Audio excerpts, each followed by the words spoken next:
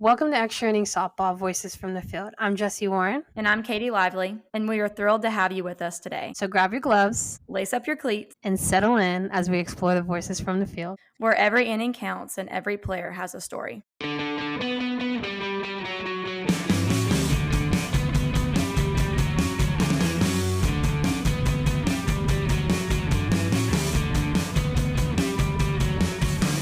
Welcome back to Voices from the Field. We are back with another episode and our last episode of season 1. Thank you so much for listening in, and we are just super excited to be able to share some great softball knowledge, advice, and hopefully this has helped you in some way or helped your player in some way. So we're going to talk today about college camps.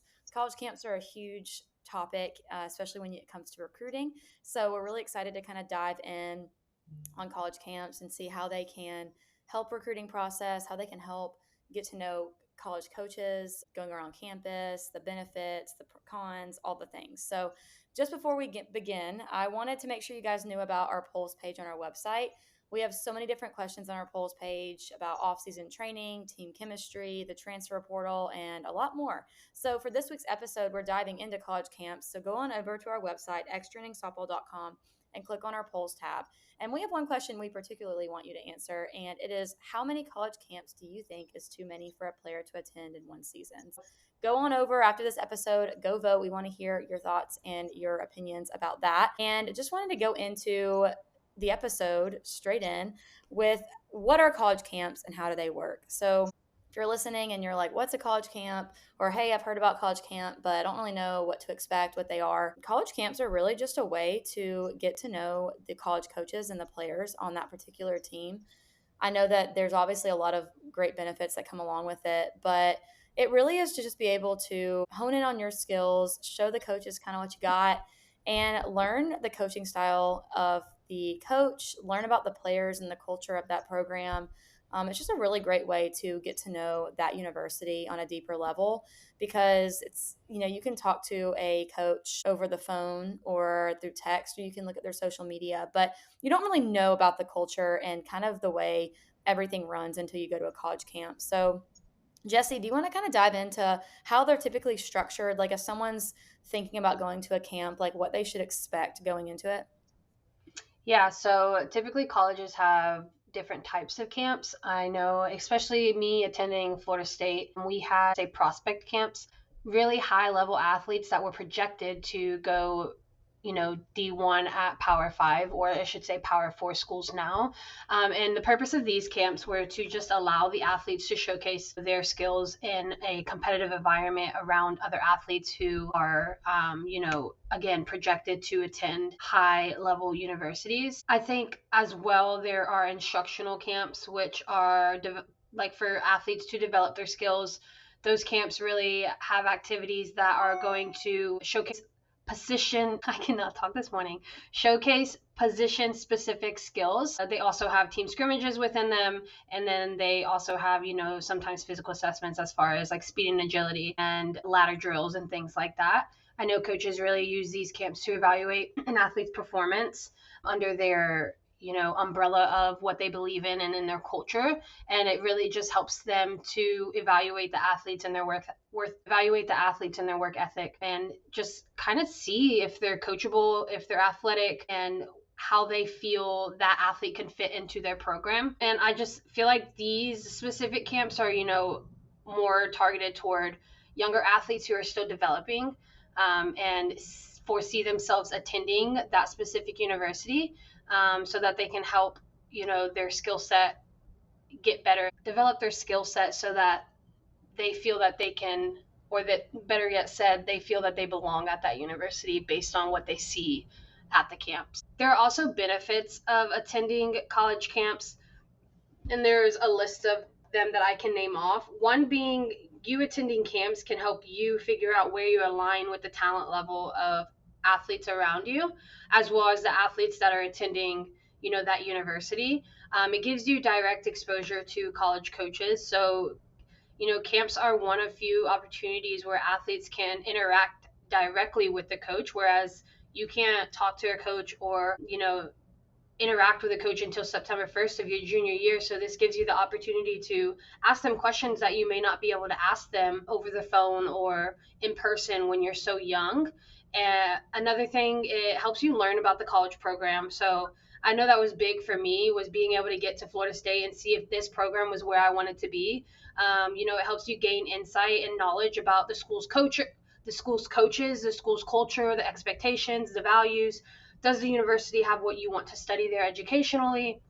It helps you observe the coach's style of coaching during camps to see if their coaching style and their philosophy is what you want as an athlete, and it just helps you determine if it's a good fit for you and their personality and playing style. Also, you get to campus tour, like you get to see the beautiful campus of the colleges that you're at, which I think is super cool, being able to establish, again, if this is the environment that you want to be in. And then it also helps you just network and build relationships. I think you can build relationships with the athletes that are attending, the camps, and relationships are super important when it comes to just life in general. So, building those connections that are going to be helpful during, recruiting events, tournaments, and things like that. But speaking of college camps, we wanted to make sure that you guys know about our recruiting tab on our website.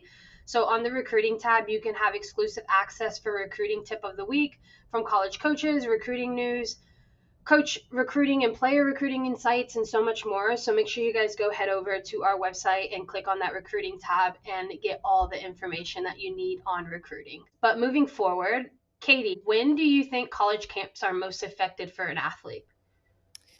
I think that it's really important to start going to college camps earlier rather than later. We were able to actually interview a parent yesterday, and we're going to be releasing that really soon. So stay tuned for that on our website. But we were talking about, her daughter had been committed to a Division I school, and she went through the whole recruiting process. And one of the things that we asked her was like, hindsight, was there anything that you wish you would have done differently? And she said to start earlier, because you have the September 1 rule where you can't talk to coaches till junior year. And while, yes, like that kind of delays the process of recruiting, I think the recruiting process starts a lot earlier. So if I were a player, or if I had a child that was playing and wanted it and knew, say they're, seventh, eighth grade, and they know they want to go play in college, I would start going to college camps personally as early as probably freshman year. I think you can go earlier if you want to go earlier. I think there's no harm in that. But I think at the very least, you need to start going your freshman year, and not for the reason of being seen by college coaches and getting that exposure. To me, I think it's more important for people to start seeing different programs, what they like, what they don't like. It's honestly kind of like dating, which I know sounds really silly, but like, you go on a first date, you go on dates to see kind of what you want. And like, if you go on a date with somebody and you're like, oh, they did this and I really don't like that, then you kind of know the next time you go on a date, like that's kind of not what you're looking for. And I think it's kind of the same way in college recruiting, like going to college camps, like you're seeing what you want and what you don't want. And as a freshman in high school, I don't think you really know what you want. I mean, I know I didn't. And I think you only kind of can learn that through experience. You can see, how does coaches interact with you? How do you want your coach to be act at camp? Some head coaches at least, are very behind the scenes. They kind of just sit back and watch. Then you have head coaches that are really into it, and they're hitting balls, they're screaming, they're yelling, they're having a good time. And I think that's important to see, because you may want a coach that's more laid back and maybe more behind the scenes, kind of let you do your own thing. You might want a coach that's really involved. And so I think there's little things like that, seeing how the players are, right? Like if you go to a college camp and you really don't vibe with the girls, and granted, I know like if you're 14 or 15 talking to 18 to 22-year-olds, you're going to be different. But in the sense of, the way that they interact with you, the way that they conduct themselves, the way that culture is, like you may not like that. So then it's easy for you to be like, okay, not a fan of that program, that culture. I'm going to go to another camp and see if I like this one better. And so I think it's a really good way of being able to see what you want, see what kind of culture that program has, see the coaching style of the coach, and kind of like Jesse said, like see how you line up with the other players that are even committed there. Like you're a freshman and you're sitting there and there's a kid that's a junior and she just committed there. Go see how she plays the game. Go see how her skill set. Granted, I'm not saying you're going to be there yet, but like, if you're like, man, I am nowhere near that level, maybe we need to go look at a different college, So I think there's a lot of different things you can get from college camps besides just exposure.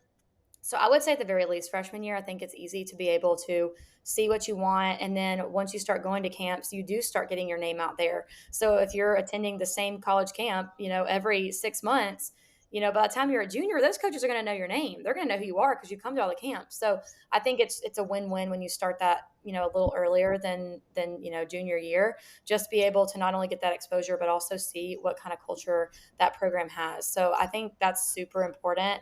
So I think that's the ideal timing to attend. And it's definitely important as well. I've talked to a lot of college coaches. I know Jesse has as well, to make sure that you're actually interested in the college that you're attending.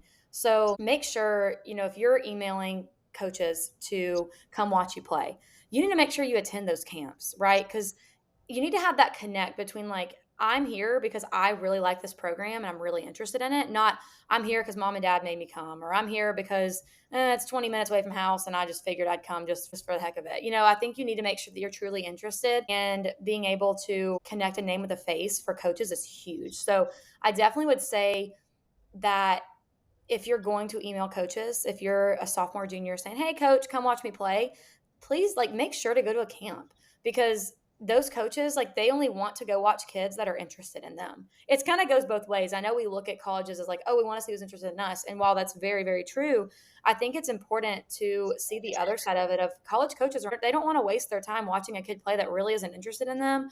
They just sent out a mass email and said to come watch them. They want to be able to know, like, hey, this kid is actually really interested in our program. I'll go watch him play because I've seen him at camp. Oh, I know that kid. She comes to all our camps. We need to make sure we go watch them play. So I think it's really important to have that connection between emailing coaches and also attending camps, to make sure that the coaches know, like, you're all in, not all in, but to make sure coaches know that you are interested and it's reciprocated. Like, if they're going to waste their time, they're going to spend their time watching you play, they're going to spend their time, coaching you at camps. They want to make sure that they're investing in someone that is interested in their program. So I think that's super important. And I think it's important too, Jesse, to mention the financial commitment and the time commitment that it takes to attend college camps.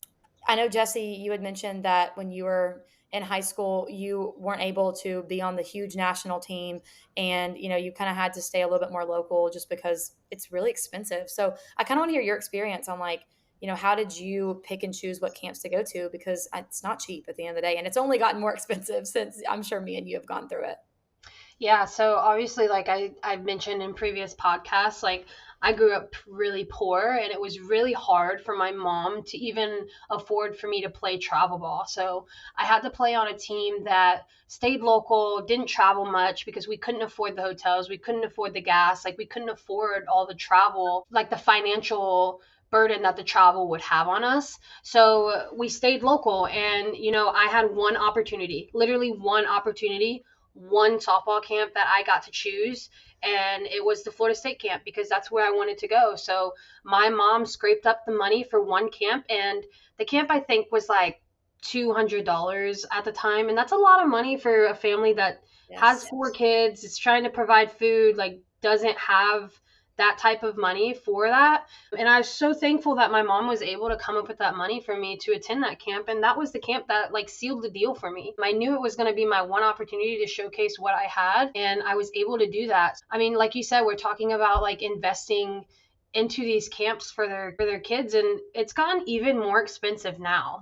It wasn't like as expensive, granted it was still expensive back then, but it was like $100 a month for my team specifically, to play in tournaments and uniforms and stuff like that. But if we talk about the cost breakdown of camps, you think about the registration fee for the camp as a whole, and that kind of ranges based on what university you're attending the camp for. And I would say that ranges from 150 to like $800. I know some camps are like $500, $600 to attend for. It's a few day camp, which is understandable. But and then your additional costs, like I mentioned, travel, lodging, meals, and then if you want to do other things outside of your time spent doing the camp, then you have to include that into the income, or not income, additional costs that are included. I think the important thing is for families to weigh the investment by considering the likelihood of those recruiting outcomes. So like kind of like I mentioned, like making sure you're attending camps that you feel are going to be valuable to you, whether that be from the information or whether that be because you really believe that that's the university you want to spend time at and commit to in the future. to maximize your value in where you're attending these camps. So, attending camps at schools where, like I said, athletes have realistic chance of recruiting from that coaching staff. And then, kind of like for me, if the budget is limited, focus on schools that are already on your list. There are also budget friendly alternatives, like look for local or regional camps to minimize travel expenses. I know there's a lot of camps where multiple coaches are attending from out of state where you don't have to travel out of state for those coaches to see you. I remember when I was being recruited by Michigan, it was a very short time, but they heard about me from a friend of a friend of a friend. Like, it wasn't even, they didn't see me like play. It was all word of mouth. So someone told somebody that they knew that told them, and then they ended up flying out and watching me play. But with that being said, you don't have to pay all this money to be seen. You're going to be seen if you're a good athlete. People are going to talk, and that word of mouth is going to get around, and those coaches are going to see and hear about you. So with all that being said, just like I know there are a lot of schools that offer, combine camps that are included with tournaments as well. So if you pay for the tournament, you automatically get to go into the camp. So that can definitely help too with reducing costs. But I think just now moving forward a little bit with the whole investment part, it's like if you're investing in these college camps, you better make sure you stand out somewhere in those camps so that you're not wasting your money. So showcasing your skills effectively for your parents, basically, because your parents are the ones that are paying for it, unless you're doing chores and stuff that are it's paying for those camps for you. So just like giving 100% at all times while you're at these camps, being vocal, being supportive, being positive, highlight your leadership qualities, making sure that you're prepared for whatever specific drills and exercises that are commonly used at these camps, to ensure that you're ready. Sometimes players are scared to engage with coaches because it's like, oh my gosh, these coaches are so cool. They have so much going on. They're not going to want to talk to me. But introduce yourself and introduce yourself confidently and show interest in your feedback, and ask them for feedback on your skill set, ask them for feedback on the university, and then also sending a follow-up email post camp, just thanking them for their time and just reiterating your interest in the program. I think it's super important to let coaches know that you are very, very thankful for their time, because they are super busy and you have no idea how busy they are, especially toward the end of the year during winter camps when they're gearing up for a season to start that following month. It can be hectic. So definitely show your appreciation to them, because they spend a lot of time and effort into these camps and creating the itineraries for what's going to happen for you as a player. Yeah, But yeah. yeah. And I kind of want to add on that too with like how to stand out. I know like I'll help out working some camps, and obviously we all worked camp when we were in college. I think it's so just hustle. Like do the little things. I know that like that sounds so cliche, but like hustle on and off the field, pick up your trash, make sure that you're listening to the coaches, do the drills right, ask questions if you don't understand. I think even the little things like that, they make a huge difference. I know that whenever I help work camp and I hear the coaches' feedback, it's always the kids that do the right thing, that hustle, that listen, that stands out to them. It's never a man, that girl, she hit 3 home runs. That's awesome. Yes, that definitely stands out. But if she was not a great human being off the field, she didn't listen, didn't hustle on the field, didn't pick up her trash or whatever, that's automatically like they don't care. But if it's a kid that said, hey, she did really good and she's a really good human, like she was so nice, she listened, whatever, like that's what's going to make you stand out too.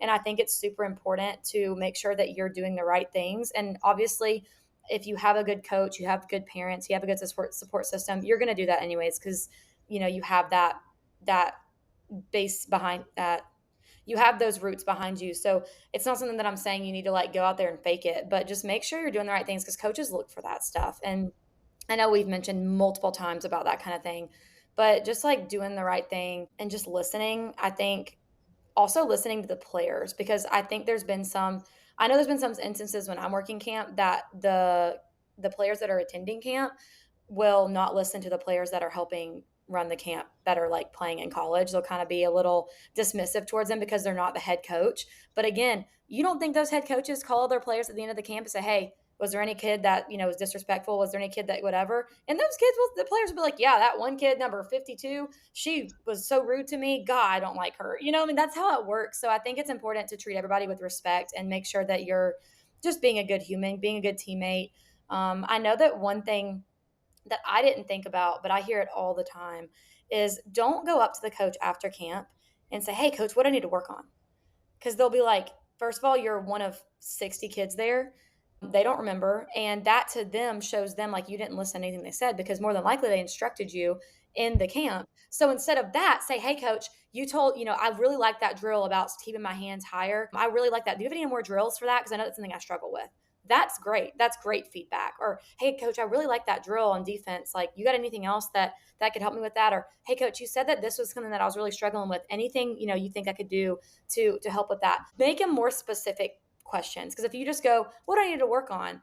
They're going to be like, I don't know. Like, you're one of 60 kids. I can't remember if you were the one that had this problem or that problem. And it shows that you really didn't listen. So if you want to ask for feedback, but in a specific way, so that you show them, hey, I listened. I like the drill you gave me. Anything else you got for me? I think that's a huge little thing that I think a lot of coaches instruct their players to go and up there and just ask what they need to work on. But I think that it kind of backfires on them. But I think if you're more specific with it, it's kind of like, Jesse, if you're giving a lesson and you tell a kid the whole time, hey, do this drill to make this better. And then after a lesson, they go, hey, what do I need to work on? You're like, dude, I literally told you 15 times what you need to work on. Like, did you not listen? So I think that's super important. Just like a little thing that I've heard over the years. But I want to kind of go off on that, talking about experiences. I think it's super important to hear other players' experiences, especially when it comes to recruiting and how they got to where they are. So if you want to go to our website and click on our extra tab, and you'll be able to see a section called influencers. And that is a whole section dedicated to players in the game.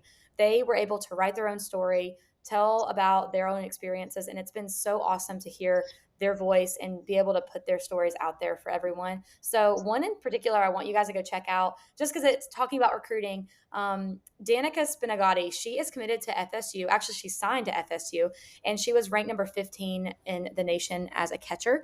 And she shared her recruiting journey.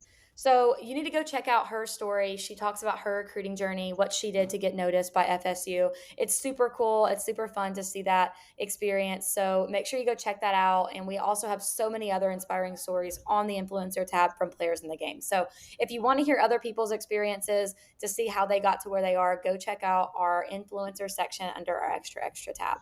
So moving on, kind of talking about experiences, Jesse, I just want to see, I know, like you said, FSU was like one of the only camps you attended, and clearly it worked out. So I just kind of want to, I guess, ask the question of like, how has college camps, how did they help you get recruited? Like, give me kind of a lowdown on how you think attending that FSU camp, how did that transpire into committing, playing, and obviously doing really well at FSU? Yeah, so I attended obviously one FSU camp, like I mentioned, and just being able to attend that camp just helped me grow so much as a player. And we talk about standing out for the financial reasons. Like, your parents are paying lots of money for you to go to these camps. Make sure you find a way to stand out. So my way, super funny, my way of standing out.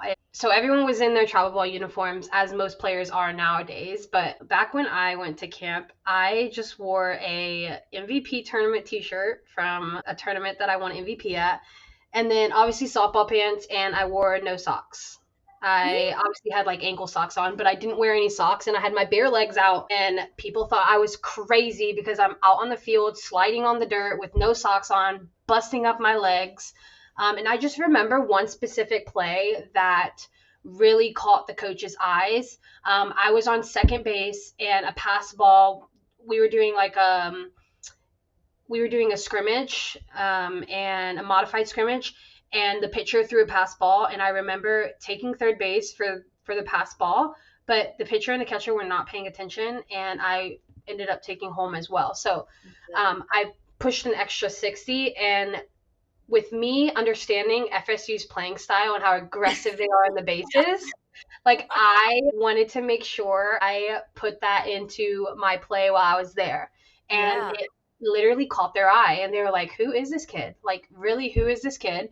They ended up watching me the rest of the camp, and a lot of how I played and what I did from research of how I saw, them play from times that I was at games, how I saw them coach. I wanted to make sure that my playing style matched how they played. And I just made sure that, I was in tune with how that happened, and I was showcasing that to them, and they were super interested in me. And I remember after the camp, which is so funny, you say don't ask them what you can do, but I went up to coach it and I was just like, hi, what can I do, like, to be better? Also, I'm really interested in coming here.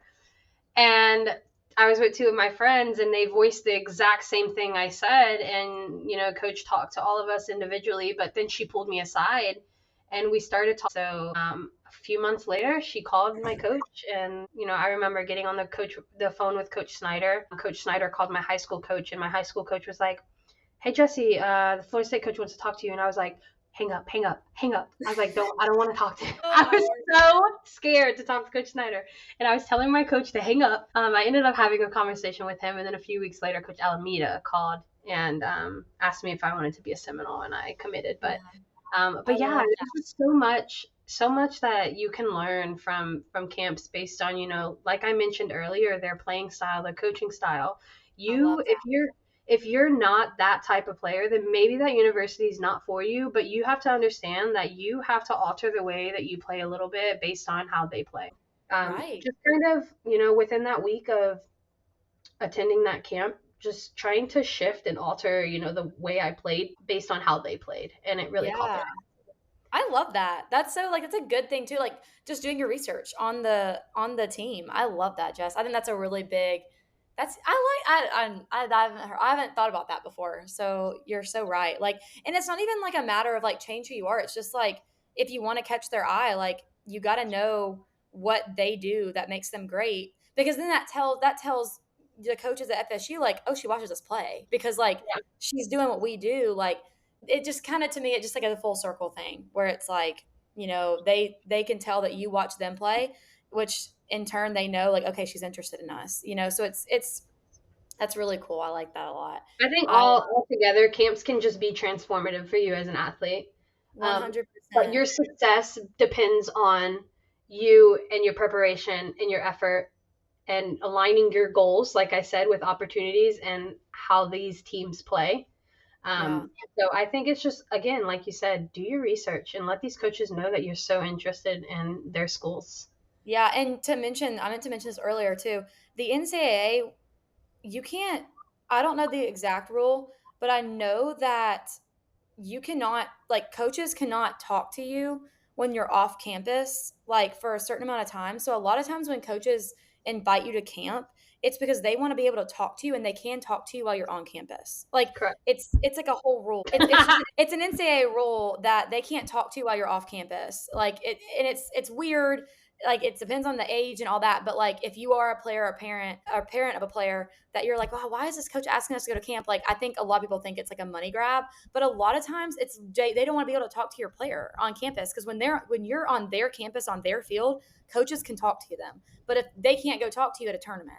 So a lot of that too, I want to mention, like if there's a coach that invites your player to camp, like they want to be able to talk to your player. It's not a money grab. It's them wanting to be able to know your player more, and obviously see their skill and see how they develop. But they just want to talk to your player, because that's the only way they really can until maybe, I think, junior year they can. Well, obviously until junior year they can call them and stuff, but before that they can't talk. So if you are a freshman or sophomore and they say, hey, I really want, tell your coach or whatever, like I really want them to come to camp, they probably just want to be able to talk to you because they can't talk to you yet. So that's a huge thing too. It is a matter of them wanting to be able to get to know you more as well. So definitely wanted to throw that out there. Yeah, well, I think that's so much good information on recruiting. And like I've mentioned so many times, I wish I had this information when I was younger, from people that have been there and have done it. But we just wanted to wrap up season 1 of Voices from the Field. We really appreciate you joining us this season on this incredible journey and everything that we've shared and experienced with you all. We hope you've enjoyed the conversations. We hope you've enjoyed the stories and the insights that Katie and I have shared with you all. But this is just the beginning, and we want you to stay tuned for updates on season 2, where we'll bring you even more content that you'll love. So be sure to keep an eye out on our website for announcements about the release date and exciting updates. Make sure you guys like and subscribe to our channel on Spotify, and we really, really appreciate you for being a part of Voices from the Field community. So until next season, we will see you guys later. Bye.